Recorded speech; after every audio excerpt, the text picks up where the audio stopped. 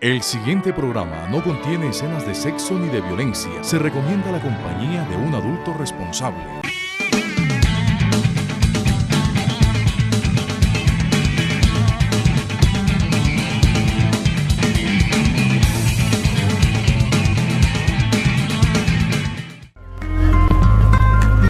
Con el respaldo de casi 45.000 colombianos y colombianas conseguimos dar voz y presencia nacional al periodismo de la Universidad Autónoma de Occidente, de la que soy egresado.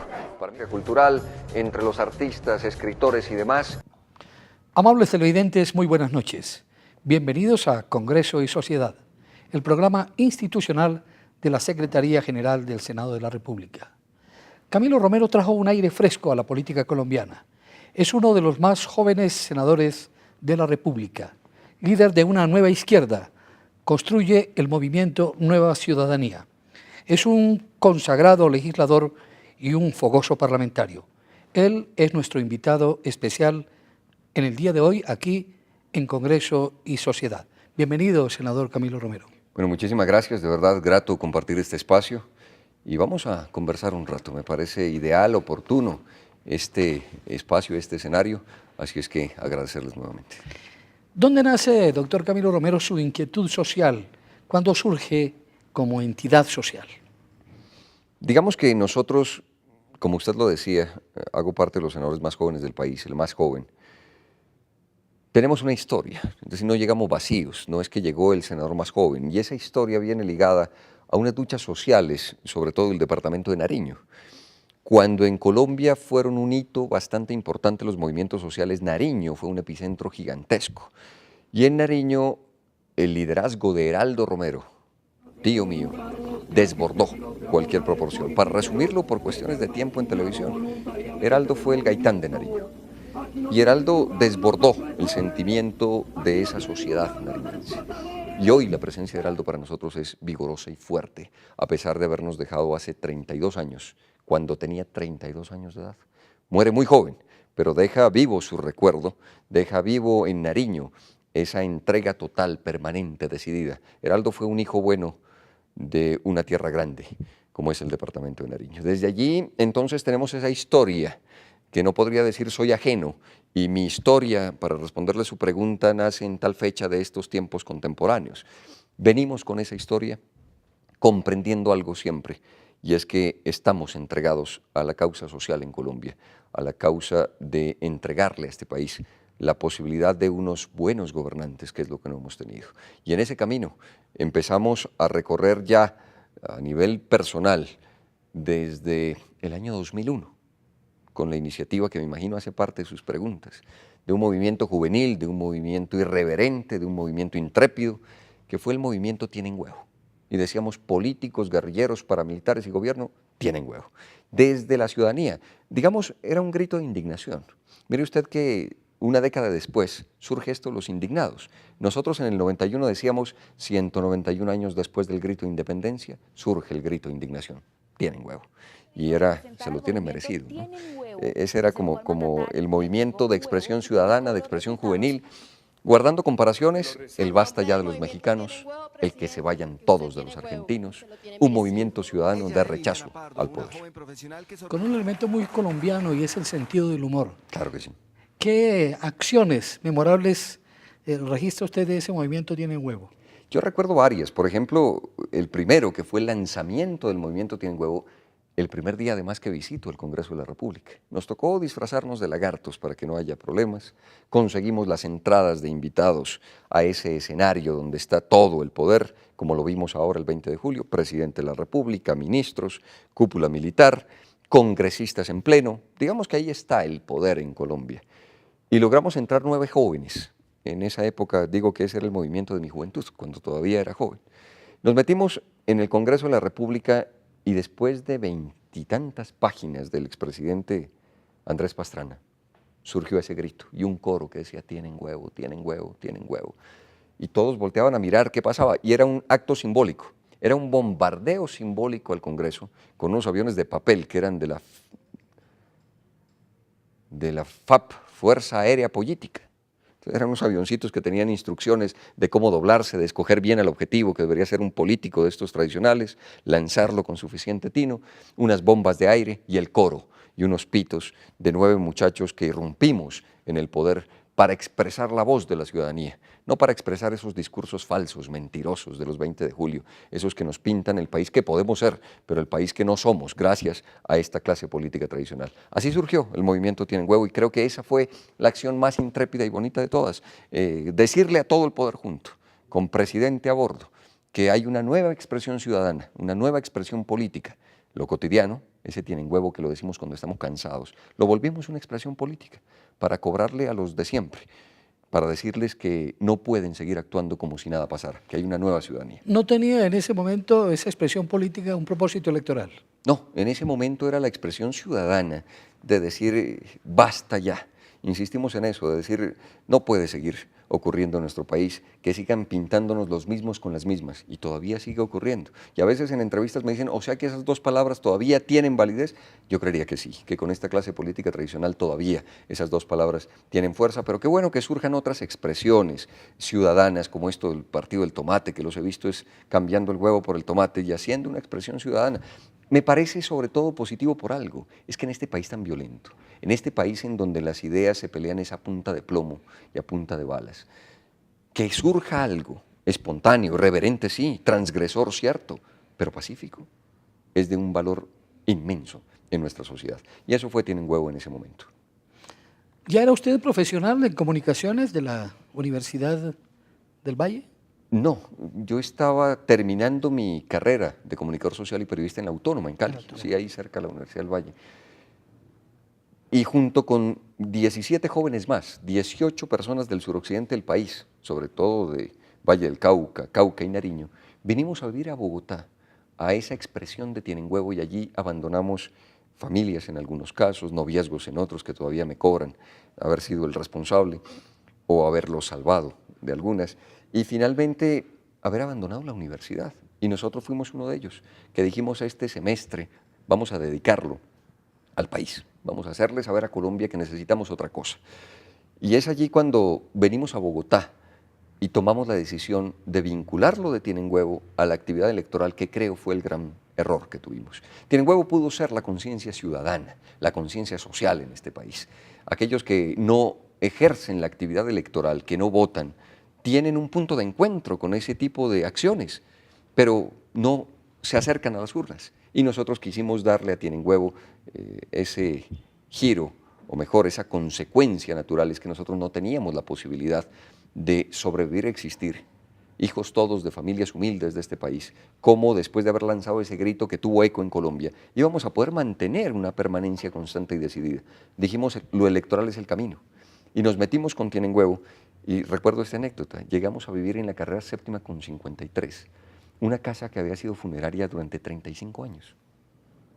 Y dormíamos en las salas de velación, eran unas colchonetas allí, y todos los muchachos y muchachas habíamos dividido los cuartos y demás, y convocamos a los directores de medios para que conozcan esta experiencia, para que vean cómo habíamos ocupado una casa y cómo nos la jugábamos por hacerle un reclamo al poder, por construir un nuevo ejercicio de poder, en ese momento un contrapoder, pero sí era un ejercicio de un nuevo poder que enfrenta a esa clase política tradicional.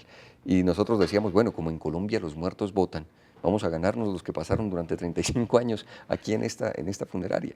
Y así hicimos presencia con mi candidatura a la Cámara, porque era el mayor de todos, era el único que tenía 25 años, el único que podía aspirar al Congreso de la República mediante una Cámara, porque Senado se necesitaban más de 30, se necesitan todavía más de 30, hasta que presentemos un proyecto que ya lo tenemos listo para intentar reducir la edad.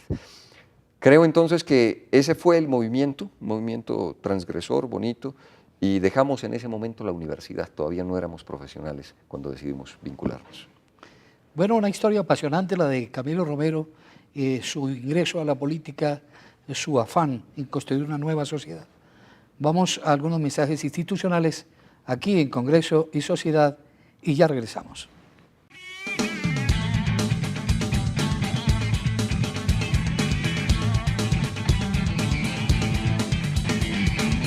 Este gobierno decretó que todas las trabajadoras de servicios domésticos sean afiliadas a una caja de compensación para que disfruten de mejores espacios de entretenimiento, tengan acceso a subsidio familiar y de vivienda y mejoren su calidad de vida. Esto es construir un país justo. Estamos transformando a Colombia. Prosperidad para todos es ambiente para todos. Los largos ríos y, como ustedes saben, mucha agua. Perdón, profe, pero no importa cuánta agua tengamos. Si la seguimos contaminando ya no nos sirve de nada. Si seguimos como vamos, en pocos años será escasa. Solo debemos usar la necesaria. Por eso hay que mantenerla limpia. Ellos son protagonistas de una nueva cultura frente al agua. El agua es de todos, protegerla también es responsabilidad de todos.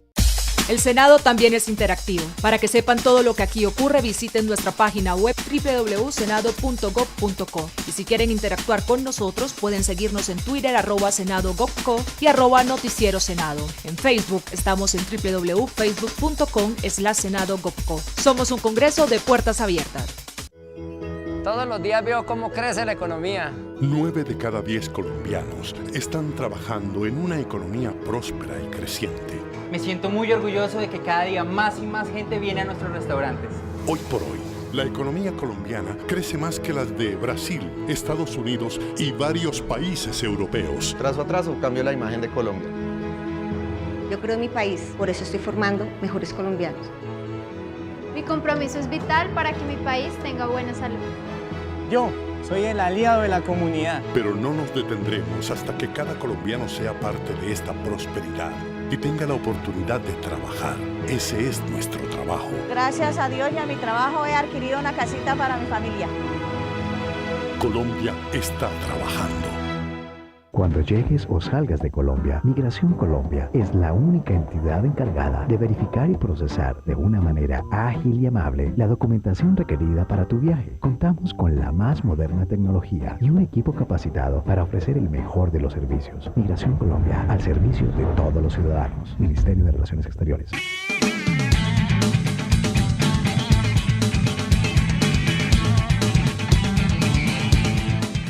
Regresamos a Congreso y Sociedad con el senador Camilo Romero, líder del Movimiento en Construcción Nueva Ciudadanía. ¿Ya tiene un hijo? Sí, es mi hija, Guadalupe Romero Cardona. Yo creo que me he metido en muchas locuras en la vida, pero esta ha sido la más bonita. De verdad que la esencia plena, el amor total, se conoce con el nacimiento de la hija. Guadalupe es una inspiradora total. ¿Ya sembró un árbol?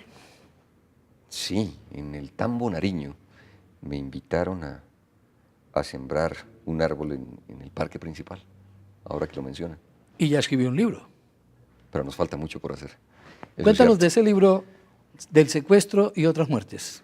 Ese es un libro bastante crítico ante la ausencia de una política de Estado, no una política gubernamental, sino una política de Estado frente al tema del secuestro. Cuando secuestran a Ingrid, venía conversando con ella y conversé mucho con su ex esposo, con Juan Carlos Lecomte, amigo, y me dio ese episodio la oportunidad de escribir este libro del secuestro y otras muertes, que es una crítica para decirle a quienes gobiernan: no puede ser que depende de quién sea el secuestrado cómo actúe el Estado y el gobierno. En términos coloquiales, perdone la expresión, no puede ser depende de quién sea el marrano cómo se actúe. Entonces, que si es un hermano de expresidente y secretario general de la OEA, en un mes se resuelve el tema. Y en un mes queda libre, como debería suceder con cualquier colombiano y colombiana. Lo que debería suceder en realidad es que no pasen este tipo de acciones. Pero si ya suceden, el Estado debe ser responsable de garantizar la libertad de los seres humanos, de los colombianos y colombianas. No solo puede quedarse en la culpabilidad de los otros, que están por fuera de la ley, que están por fuera de la legalidad, y nos dicen, reclámenle a ellos. Pues esos tipos están por fuera de la ley. Yo les reclamo a los que hacen parte de mi Estado y de mi gobierno. Mi interlocutor es el gobierno y el Estado. Entonces es una crítica muy fuerte, que debe existir una política de Estado frente al tema del secuestro. Y no puede ser que en ese caso de Ingrid, que demoró tantos años el secuestro, y el libro hacía esa comparación: secuestro del hermano de César Gaviria, Juan Carlos Gaviria, secuestro de Ingrid Betancourt, una personalidad, pero en el abandono. ¿Qué va a ocurrir? Era el trasfondo de eso, con nuestros soldados y policías. Y la respuesta era clara: tenían que permanecer en el monte durante todos los años y durante todo el tiempo. Después de ese primer fracaso electoral de Tiene Huevo. Quedamos fritos, decíamos nosotros en ese momento. Usted viaja a Venezuela y se incorpora a Telesur. ¿Cómo fue esa experiencia en plena efervescencia del régimen chavista? Una experiencia muy bonita, una experiencia que se da por nuestra inquietud permanente y constante. Porque si algo ha marcado lo nuestro es intentar siempre lo alternativo. Es que a estos poderes establecidos hay que tocarlos, hay que pullarlos, hay que hacerlos que se muevan. A veces parecen unas momias viejas, quietas, estáticas, que no pasa nada y no ocurre nada cuando la sociedad es dinámica y cambiante. Por eso, antes de lo de Tienen Huevo, teníamos un periódico universitario en Cali que fue El Grafito y desde allí arrancó nuestra inquietud política. Tienen Huevo, después este libro que era preguntarse cómo puede ser posible que en este siglo XXI todavía tengamos ese flagelo tan grotesco, generalizado en su momento del secuestro en Colombia. Y entonces se dio la oportunidad de hacer ejercicio de un periodismo alternativo. Mi apuesta no fue por meterme a los grandes medios de comunicación en mi país, mi apuesta fue por buscar unos medios alternativos, con una visión que es clara, la de Telesur, pero que a mi juicio tenía validez, que se pueda decir en el continente, en Colombia y en cualquier lugar, hay un periodismo que toma una posición y que lo dice claramente y no anda con tapujos y no se anda escondiendo en esos vericuetos de la imparcialidad, en esos vericuetos de la objetividad, cuando todo el mundo sabe qué representan y a quiénes favorecen. Me parecía una apuesta sensata. Y entonces fuimos allí, el primer contraste fue contundente. Yo esperaba encontrarme a lo mejor del periodismo alternativo en América Latina. Y encontré, eso sí, una juventud entregada, una juventud queriendo hacer periodismo. Y allí empatamos. Estuve 9 meses en ese ejercicio, que me pareció un ejercicio rescatable, un ejercicio de un periodismo definido, que puede estar a favor o en contra, quien quiera, pero nadie podrá decir que es que allí se esconde la objetividad y la imparcialidad. Y eso me parece algo interesante que en nuestro país debe empezar a sembrarse alguna semilla, en el sentido que los colombianos deberíamos saber a quiénes leemos cuando leemos ciertos periódicos, a quiénes vemos cuando vemos ciertos noticieros, que sociedades como la española lo tienen claro y definido. Cuando un español lee ABC, sabe a quién está leyendo. Está leyendo al sector conservador de su país. Cuando en España leen al ABC, están leyendo a los socialistas, si se quiere, al PSOE o al sector al menos más liberal de la sociedad, para no encasillarlo en partidos. Aquí cuando leemos, siempre vemos lo mismo y leemos lo mismo basado en la imparcialidad y la objetividad. Yo creo que eso desdice mucho de lo que debe ser un periodismo democrático. Así es que mi paso por Telesur fue un paso bastante fuerte, en contraste, siempre metidos nosotros en orillas un poco incómodas, pero lo digo por el referente social, no por el ejercicio, que fue bonito. Y luego vine a dirigir Telesur 1 año y medio en el peor momento de las relaciones Uribe-Chávez. Y se cayó la posibilidad de hacer un ejercicio periodístico, porque la estigmatización fue total. Mire, lo primero que yo hice, recuerdo, cuando asumí la dirección de Telesur, fue sacarlo de un apartamentico que tenían en la Macarena y llevarlo al Centro Internacional, a un edificio en Bogotá. Y luego pedí cita con el DAS. Y llevé mi tarjeta y les dije, yo soy periodista. Aquí está mi número de teléfono, mi número de celular, la oficina, donde queda, chusen lo que quieran, que yo voy a hacer periodismo. Y eso fue lo que hice en el tiempo en que estuve al frente de Telesur. Y durante su estancia en Caracas, ¿usted vio reflejado alguno de los sueños que tiene de país en la sociedad venezolana que inspiró el presidente Chávez? Hay cosas positivas, otras no tanto, pero ¿cómo no resaltar esto para seguir ahondando y profundizando el tema de la democratización de los medios? A mí me impactó cómo una sociedad destruyó el mito de la televisión. En cambio, en nuestro país la televisión sigue siendo Dios. Después de este programa, tal vez reciba algunos mensajes diciendo, te vi en televisión, y cuando yo pregunte, bueno, ¿y qué dije? Me digan, no sé, pero lo importante era que salías en televisión. En Venezuela, por fortuna, la sociedad tiene un arraigo democrático mucho más fuerte, porque los medios no todos son del Estado, muchos son de la oposición, y entonces el venezolano del común tiene en su control remoto una posibilidad gigantesca que el colombiano no, y eso me parece válido para construir una democracia, independientemente que estemos de acuerdo o no con ese tipo de gobiernos, que no refleja lo que nosotros queremos, ni pensamos, ni sentimos en su totalidad, pero sí Qué bueno que un colombiano pueda tomar su control remoto y cambiar de un canal a otro en nuestro país y pueda mirar versiones distintas de la realidad, porque no hay verdades únicas. Y entonces eso construye, a mi juicio, democracia. Cuando el venezolano pone Globovisión, o en su momento puso Globovisión, y veía las marchas del chavismo, eran planos cerrados.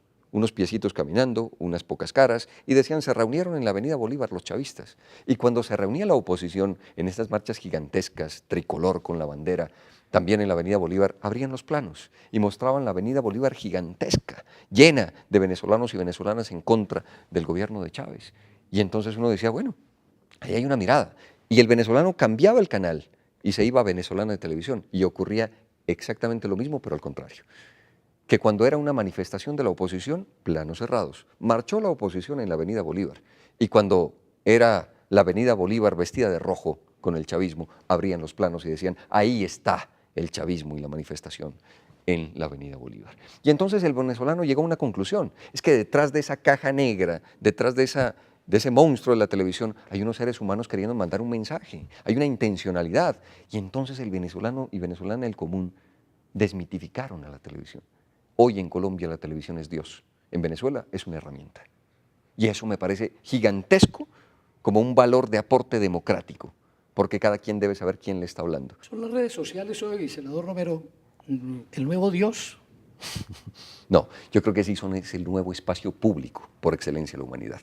Hoy donde todo está privatizado, hoy donde no nos encontramos en los parques sino en los centros comerciales, hoy donde solo vale la expresión de quienes pueden hablar y no la expresión cotidiana, las redes sociales se convirtieron en ese espacio público por excelencia de la humanidad. Y entonces allí podemos decir todos lo que queramos. Y es un espacio libre por ahora. Y han intentado ponerle cortapisas, y estos gobiernos han intentado con la ley Lleras. Nosotros tuvimos una acción bastante fuerte en contra de esa ley, porque empiezan a regularnos esto, los mismos del poder, para que las redes sociales se parezcan al poder, y solo puedan hablar los que tienen, los que pueden, y no todos como ciudadanos del mundo. Yo creo que las redes sociales hoy son el principal lugar de encuentro, donde sin lugar a dudas tiene que surgir un contrapoder, tiene que surgir un nuevo poder. ¿Cómo se ha construido el líder democrático que es hoy Camilo Romero? ¿Y cómo se construye, cómo se hace democracia en Colombia? Esos son los temas de hoy en Congreso y Sociedad con este personaje que nos visita. Vamos a algunos mensajes institucionales y ya regresamos al último segmento de Congreso y Sociedad.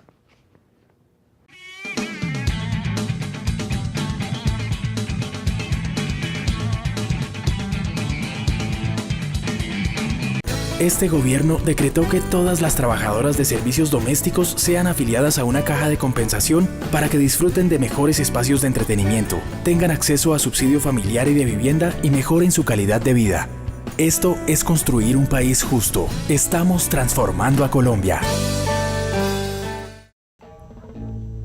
Hola Dorita. Hola Laurita. Imagínese que es que a este niño le pusieron una tarea de unas fotos. ¿Unas fotos de qué? La fotosíntesis, mamá. Eso. ¿Será que me puede prestar el computador? Claro, sí. Gracias. Tan útil como un jardín botánico es tener un computador o tableta en casa. Porque conectado a internet aprendes biología, ayudas a tu familia y sin volver tu casa un jardín. Aprende con los computadores más baratos del continente y conéctate a un futuro mejor. Cuando se vive digital, se vive mejor. El Senado también es interactivo. Para que sepan todo lo que aquí ocurre, visiten nuestra página web www.senado.gov.co. Y si quieren interactuar con nosotros, pueden seguirnos en Twitter @senado.gov.co y @noticiero senado. En Facebook estamos en www.facebook.com/senado.gov.co. Somos un congreso de puertas abiertas. Prosperidad para todos es ambiente para todos. La mayor cantidad de contaminación de las fuentes hídricas tiene origen en los grandes centros urbanos. Las fuentes de agua han recibido más de 1.600.000 toneladas de carga contaminante por año. La contaminación de las fuentes hídricas disminuye el agua disponible para nuestro sostenimiento y el de la naturaleza. Reaccionemos ahora, detengamos la contaminación. El agua es de todos, protegerla también es responsabilidad de todos. Cuando llegues o salgas de Colombia, Migración Colombia es la única entidad encargada de verificar y procesar de una manera ágil y amable la documentación requerida para tu viaje. Contamos con la más moderna tecnología y un equipo capacitado para ofrecer el mejor de los servicios. Migración Colombia, al servicio de todos los ciudadanos. Ministerio de Relaciones Exteriores.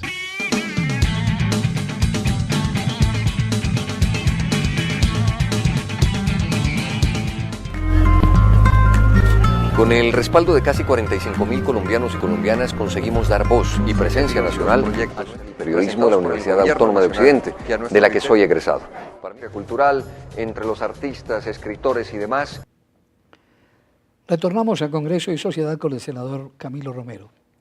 Senador Camilo Romero, desde el escenario del Congreso, al cual usted llegó hace 3 años, ¿qué ha podido realizar en función de esa nueva sociedad que usted busca construir? No es que lleguemos al Senado y vamos a cambiar este país. Es un escenario entre 268 curules de ese Congreso de la República. Una minoría infinita, pero teníamos claro algo.